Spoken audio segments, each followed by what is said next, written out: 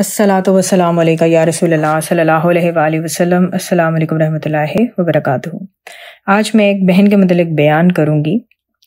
یہ بہن پاکستان سے تعلق رکھتی ہیں اور پاکستان میں پنجاب کا جو صوبہ ہے وہاں پہ یہ 2 اسکول چلاتی ہیں۔ یہ اونر بھی ہیں اور پرنسپل بھی ہیں۔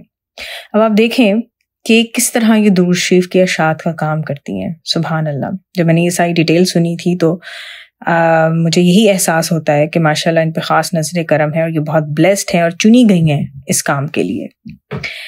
تو یہ کہتی ہیں کہ ان کے پاس 2 اسکول ہیں، ایک چھوٹے بچوں کا اسکول ہے اور ایک بڑے بچوں کا اسکول ہے، اور ان کی یہ روٹین ہے کہ ہر روز ان کے اسکول میں اسمبلی جو ہے وہ 2 مرتبہ ہوتی ہے، اور ہر اسمبلی میں بچوں کو درود پاک کی فضیلت بتائی جاتی ہے۔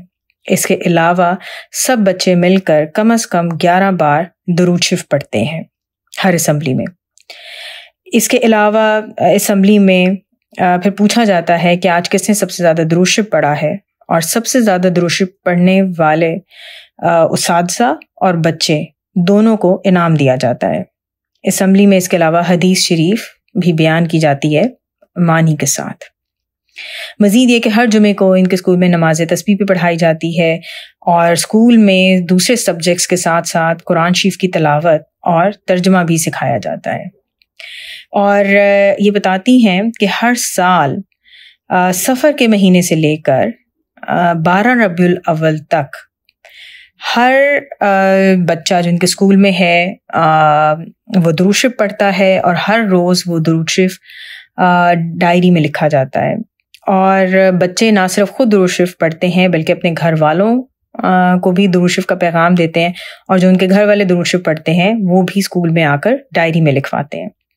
تو ماشاءاللہ یہ بتاتی ہیں کہ 2019 میں جب میلاد شریف ہوا ربیع الاول میں، تو اس میں ٹوٹل جو درود شریف پڑھا گیا تھا وہ 3 کروڑ تھا۔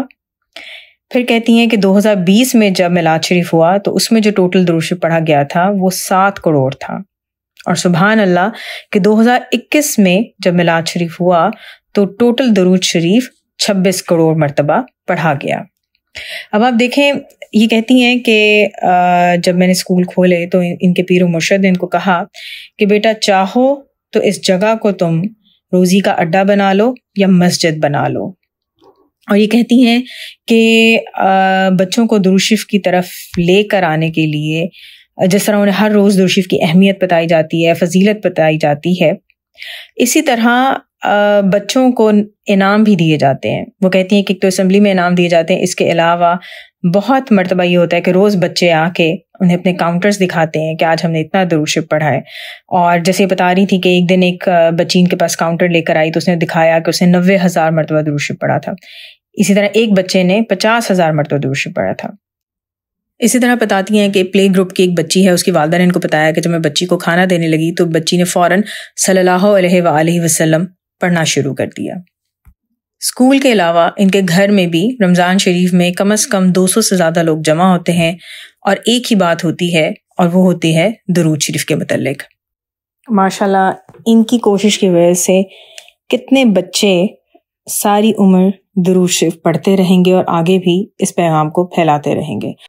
اللہ تعالیٰ ہم سب کو درود شریف پڑھنے کی اور پڑھوانے کی، لکھنے اور لکھوانے کی، اور اس کی تبلیغ کا کام کرنے کی توفیق عطا کریں، اور دنیا آخرت دونوں جہاں میں ہمیں حضور پاک صلی اللہ علیہ وسلم کا قرب اور لمحے لمحے کا دیدار نصیب کریں۔ آمین ثم آمین۔ الصلاۃ والسلام علیکہ یا رسول اللہ صلی اللہ علیہ وآلہ وسلم۔